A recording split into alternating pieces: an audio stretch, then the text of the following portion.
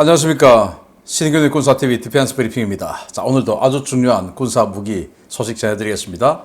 특히 오늘은 우리 한국 방산, 제가 최근 얼마 동안 우리 한국 방산의 아주 기분 좋은 소식 못 전해드렸었죠. 그런데 오늘은 육상 그리고 항공, 공이 아주 좋은 소식이 있습니다. 국뽕 한 사발 거하게 들키는 시간 가져보도록 하겠습니다. 저도 국뽕 좋아합니다. 자, 신인근의 군사TV 구독, 알림, 좋아요 눌러주십시오. 5가지 단신을 먼저 보겠습니다. 호주가 부시마스터 장갑차죠. 이 M랩 장갑차를 우크라이나에 추가 공여한다 라는 소식을 발표했고요. 이 소식에서부터 미국의 상하원이 각각 F-35 엔진 교체 문제를 놓고 의견 대립 중이다 라는 소식까지 알아보도록 하겠습니다. 첫 번째입니다. 호주가 우크라이나군에서 호평을 받고 있는 차륜형 장갑차 부시마스터를 비롯해 70여 대의 장갑 차량을 우크라이나에 추가 공급한다고 밝혔습니다. 7,350만 달러 규모의 추가 지원 패키지인데 우크라이나군이 6월 초 공세에서 이런 장갑 차량들이 빠르게 보충되고 있는 것 같습니다. 인도가 장기간 보류했던 MQ-9B 무인 정찰기 도입을 최종 승인했습니다. 인도 국방부가 16대의 스카이 가디언과 15대의 씨 가디언, 도합 31대의 MQ-9B 정찰기 도입을 확정했으며 이를 위해 미국과 대외 군사 판매 계약을 체결하기 위한 협상에 들어갔다는 소식입니다. 독일이 유럽 대부분의 나라가 참여하는 유로피안 스카이 실드 이니셔티브의 주도권을 차지하기 위해 자국산 아이리스-T 지대공 미사일 시스템 6개 포대를 구매하기로 했다는 소식입니다. 이 방공 시스템으로 전술 탄도미사일 방어가 가능하다는 주장인데 단거리 방공 시스템 정도로 치부되었던 해당 시스템이 샘프티와 패트리어트의 시장을 넘보기 시작한 것 같습니다. 막대한 예산을 들여 기존 콜린스급 잠수함 6척의 수명 연장을 결정한 호주가 스웨덴 사브 코쿰스 AB사와 함께 콜린스급 현대화 작업을 진행하기로 했다는 소식입니다. 레이시온에 이어 사브까지 작업에 참여하면서 판이 아주 커질 전망인데 이번 수명 연장에는 한 척에 얼마나 많은 비용이 들어갈지 모르겠습니다. 미 상원과 하원이 F-35 전투기 엔진 대체 문제를 놓고 대립 중이라는 소식입니다. 하원은 프렛 앤 휘트니의 F-135 엔진 대신 차세대 적응형 사이클 엔진을 조기에 탑재할 수 있도록 해야 한다는 입장이지만 상원이 이를 거부하고 프렛 앤 휘트니의 성능 개량안을 지지하고 있어 이 문제가 정치적 문제로 비화될 조짐을 보이고 있습니다. 네, 이 장갑차가 바로 부시마스터 M랩 장갑차죠. 미국의 맥스프로 M랩 장갑차하고 컨셉이나 이런 게 조금 비슷하게 생긴 장갑차인데 이게 우크라이나 현장에서 우크라이나 군에게 평이 좋답니다. 승차감이 좋대요. 승차감이.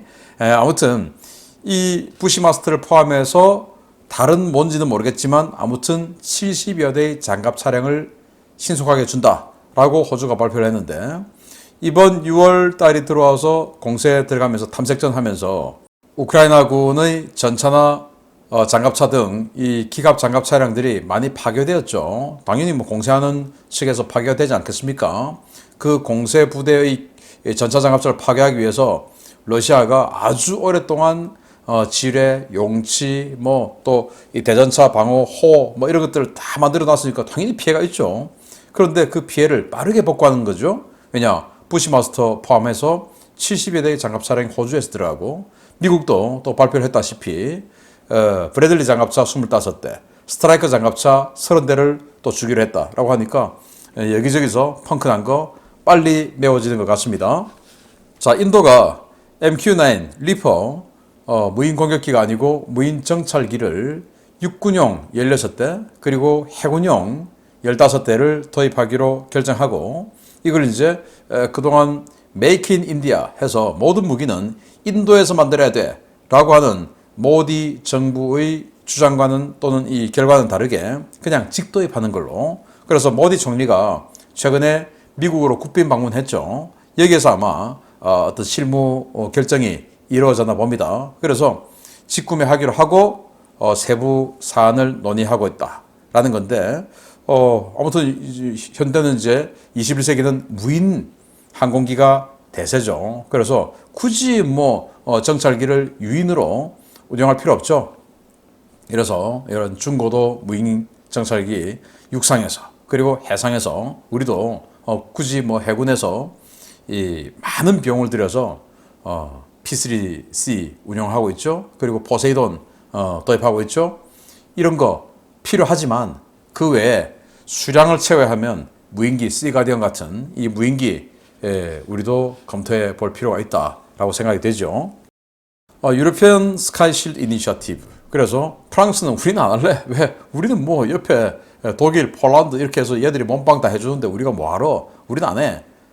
이렇게 해서 프랑스 같은 서쪽, 유럽의 서쪽에 있는 나라는 빠지고 유럽의 중부와 동쪽에 있는 나라들 해서 17개국 정도가 같이 연합해서 MD 시스템을 같이 구성하자라는 게 유로피안 스카이 실드 이니셔티브예요.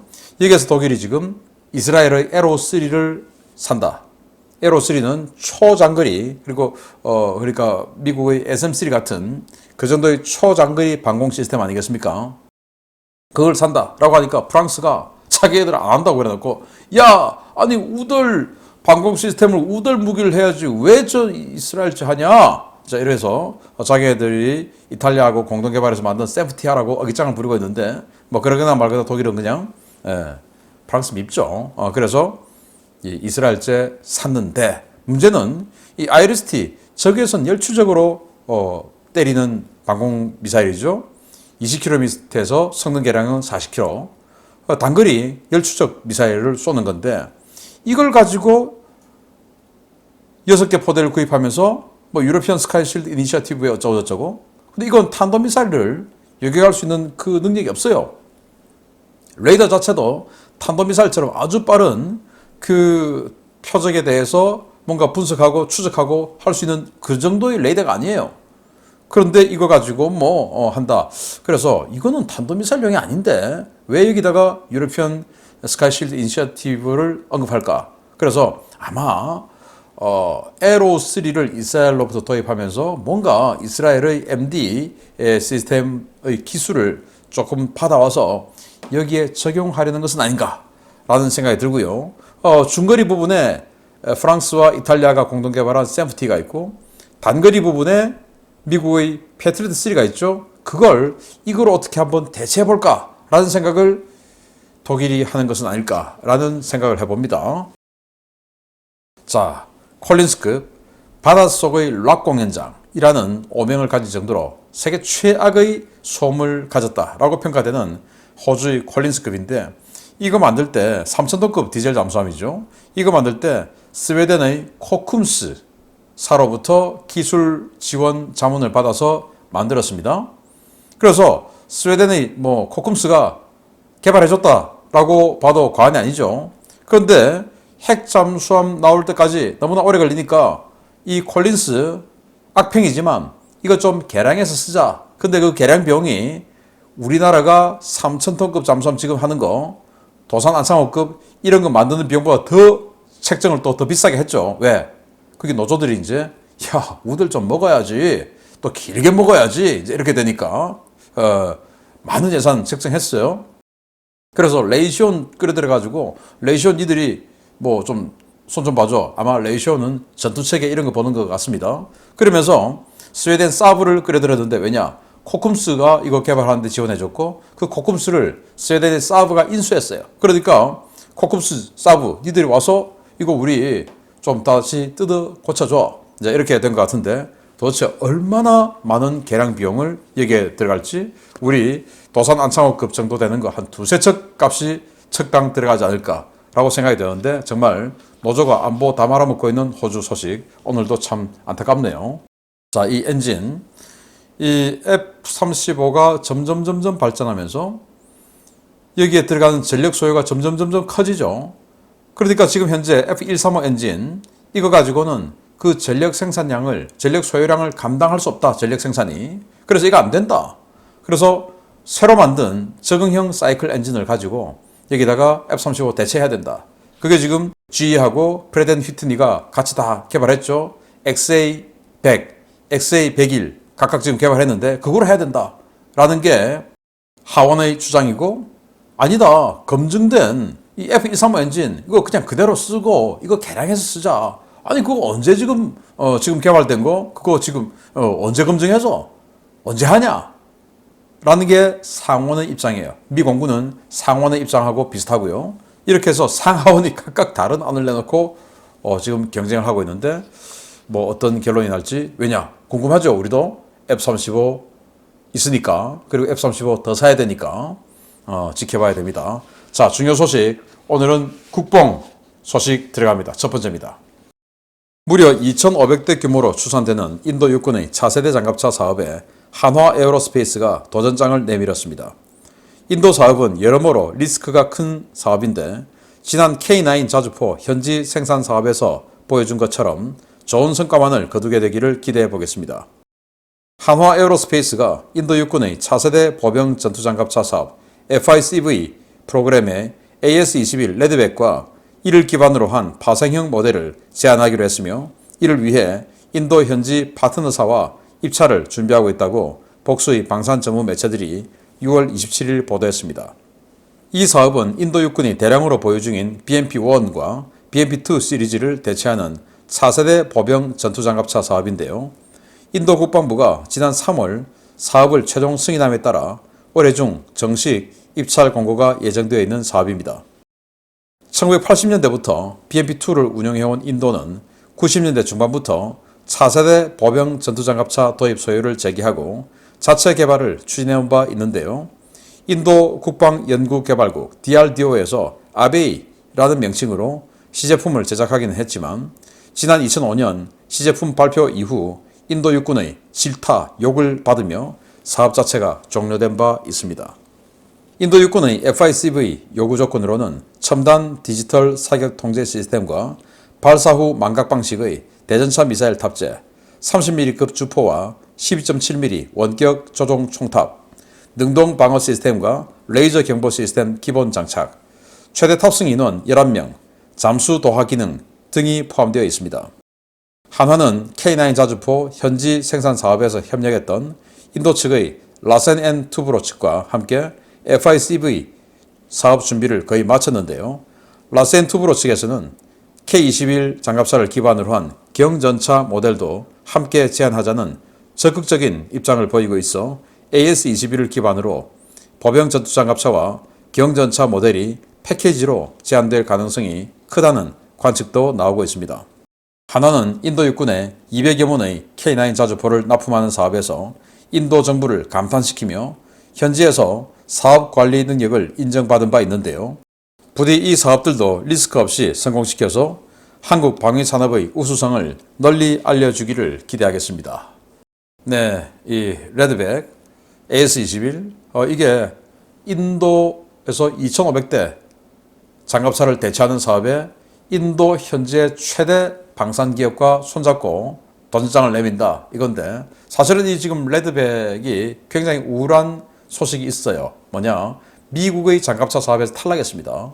저는 이 AS-21이 되지 않을까라고 거의 뭐 확신에 가까운 예상을 했는데, 이 파트너사였던 오시코시가 최근 미 육군하고 아주 감정이 격해지는 JLTV 때문에 뭐 이런 상황, 이런 게 겹쳐서 그런지 아니면은 방어력이 좀 약하다는 평가가 있는지 레드백이 탈락해버렸고 최악의 그 신뢰도를 보여주고 있는 AJAX 바탕의 제네럴 다이나믹스에게 져버렸어요. 이상하다라고 생각되던 차에 그래도 이렇게 인도 장갑차 사업에 좋은 소식이 들려와서 좀 다행입니다. 자, 인도는 BMP-1, BMP-2 대량으로 운영 중에 있죠. 그런데 이게 이제 현대전에는 맞지 않고, 그리고 방어력, 그리고 보병 전투장갑차인데 보병이 탑승할 수 있는 어떤 그 능력, 공간 이런 게 너무 부족하죠. 그리고 노후됐죠. 그래서 이걸 바꿔야 된다 라는 요구가 오래전부터 있었고, 그래서 인도가 이렇게 직접 개발을 했어요. 근데 보시다시피 이거 보니까 그냥 픽 하고 웃음이 나오죠. 그러니까 인도 육군도 야 이거 뭐냐 이게 하고 완전히 그냥 열받아가지고 욕을 해서 이거 나오자마자 시제품 단계에서 그냥 끝나버렸습니다.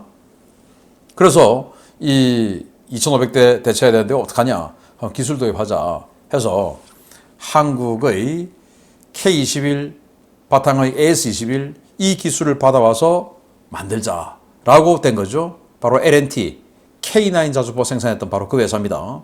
그래서 이 L&T가 우리 한화 에어로스페이스의 레드백을 가져와서 이 기술을 가지고 만들겠다 이거예요. 마치 터키에게 우리 K2 전차 기술 줘서 알타이 전차 만들었지 않습니까? 그때 기술 줄 때 한 1조 원 정도 10억 달러 받았으니까 한 1조 원 넘는 돈을 받았죠. 기술값만.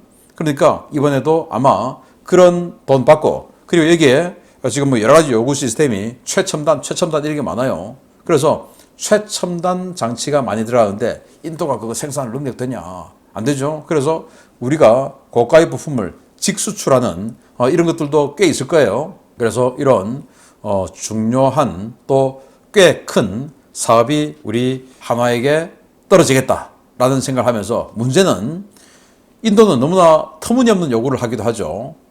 부품은 우리가 생산하는데 니들이 그 품질 관리 그리고 품질 보증은 니들이 30년 동안 니들이 다 해줘. 이런 거 절대 받으면 안 된다. 그래서 앞으로 남고 뒤로 미치는 이런 장사는 하지 말았으면 좋겠다 라는 우려를 표하면서, 그런 리스크 없는 제대로 된 순수익을 올리는, 그리고 우리 한국 방산의 한국 무기의 우수성을 과시할 수 있는 이런 사업이 되기를 기대하고, 더 큰 국뽕, 이건 뭐냐? 야, 해외 전문가들이, 해외 언론이 완전히 그냥 우리 KF-21, KFX 보람의 전투기를 중동 휩쓴다. 그럴 수밖에 없다. 대안 없다. 이런 기사를 내놨습니다. 보겠습니다.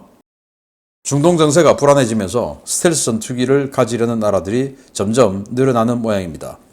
그런데 미국이 중동 국가들에 대한 F-35 판매를 꺼리면서 그 대안으로 KF-21이 급부상하고 있다는 소식입니다. 전통적으로 미국산 무기를 많이 구매해왔던 아랍권 국가들이 스텔스 전투기 도입을 희망하고 있지만, 미국의 경계심 때문에 아랍권 F-35 판매가 어려워지고 있으며, 이 때문에 KF-21이 대안으로 급부상하고 있다고 미국 경제 전문지 비즈니스 인사이더가 현지 시각 6월 27일 보도했습니다. 매체는 중동 국가들은 막대한 부를 가지고 있고 지난 수십 년 동안 미국에서 첨단 전투기들을 대거 사들였지만 현재까지 그 어느 나라도 F-35 전투기를 구매하지 못했다라며, 미국은 정치적으로 문제될 것이 없는 나라에만 스텔스 전투기를 판매하기 때문에 중동 국가들은 어려운 상황에 처해 있다라고 진단했습니다. 매체는 사우디아라비아의 경우 영국이 주도하는 템페스트에 참여할 의사를 밝혔지만 영국이 이와 상반되는 입장을 발표했고, FCAS의 경우 영국보다 더욱 까다로운 독일이 걸려있기 때문에 이들의 중동 수출도 어려운 상황이라고 분석했습니다. 이 때문에 일부 중동 국가들은 러시아에 자금을 대고 전투기를 개발하는 방안을 택해 지난 2021년 수호의 체크메이트 설계안이 발표되기도 했는데요. 체크메이트는 우크라이나 전쟁으로 인해 러시아가 제재 대상이 되고 러시아산 무기체계의 신뢰성이 바닥을 치면서 지난해 사업 자체가 공중 분해된 바 있습니다. 매체는 걸프 국가들은 아예 다른 곳에서 개발 중인 차세대 전투기로 눈을 돌릴 수도 있다라며, 그들은 완성기를 찾고 공동 생산을 추구하고 있기 때문에 한국의 KF-21 보람의 도입을 모색할 수 있다라고 내다봤습니다. 매체가 인용한 전문가들은 사우디아라비아와 UAE는 최근 한국의 군사과학기술에 점점 더 많은 관심을 보이고 있는 나라들이고, 이는 다른 걸프협력회의 국가들도 마찬가지라며, 한국은 걸프협력회의 국가들이 신뢰하는 기술적 노하우는 물론 더 합리적인 가격 경쟁력까지 갖춘 미국의 우방국이라고 극찬했는데요. 이에 따라 KF-21이 F-35의 대안으로 중동에 판매될 가능성이 높다고 내다봤습니다. 이와 관련해 포브스와 내셔널 인트레스트의 안보 전문 저널리스트 세버찬 로블린 씨는 KF-21 외에 다른 대안은 없다라는 표현까지 쓰며 KF-21의 중동 판매 가능성을 높게 봤는데요.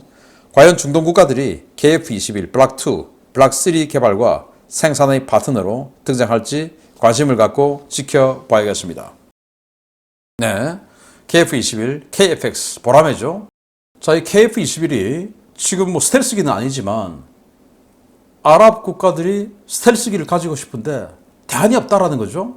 왜? 미국이 F-35를 안 파니까. 왜 안 파냐? 못 믿으니까. 그래서 트럼프 정부 시대 때 UAE에다가 F-35 판매하겠다라는 계약을 트럼프 대통령이 취임식할 때 이임식하는 그 직전에 사인을 했죠. 그걸 바이든 대통령이 취임식하고 나서 첫 번째 행정명령 서명할 때 또 리젝트를 해버렸습니다. 그래서 이 UAE가 완전 열받아가지고 수호이에다가 러시아 수호에다가 돈을 주고 체크메이트 개발비 내가 대줄 테니까 스텔스 전투기 만들어줘 라고 해서 진행되다가 이 우크라이나 전쟁 터지니까 그것도 지금 공중분해 돼버리고 UAE가 이제 철수해버렸어요.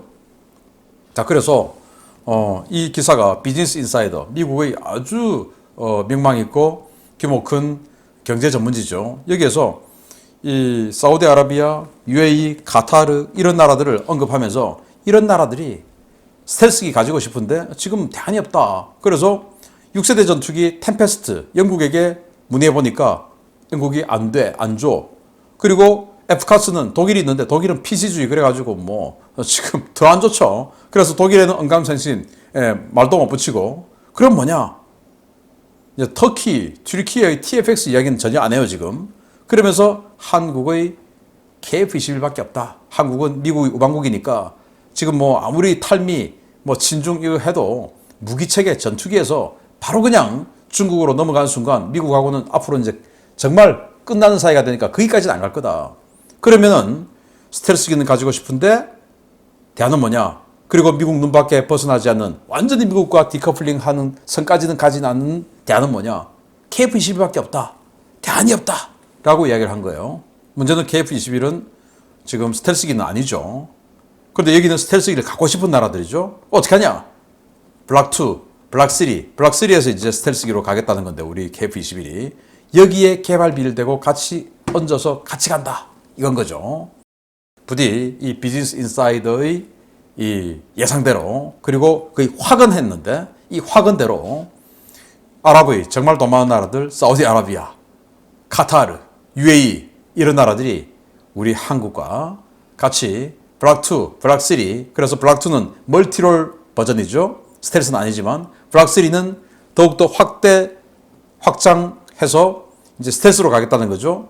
여기에 이 아랍의 돈이 확 들어와서 규모의 경제까지 확 이루어서 정말 엄청난 히트를 치게 되기를 기대합니다. 폴란드는 같이 하겠다고 했으니까 인도네시아 이제 바로 빼버리고 그렇게 되기를 기대합니다. 계속 알려드립니다. 마치겠습니다. 감사합니다.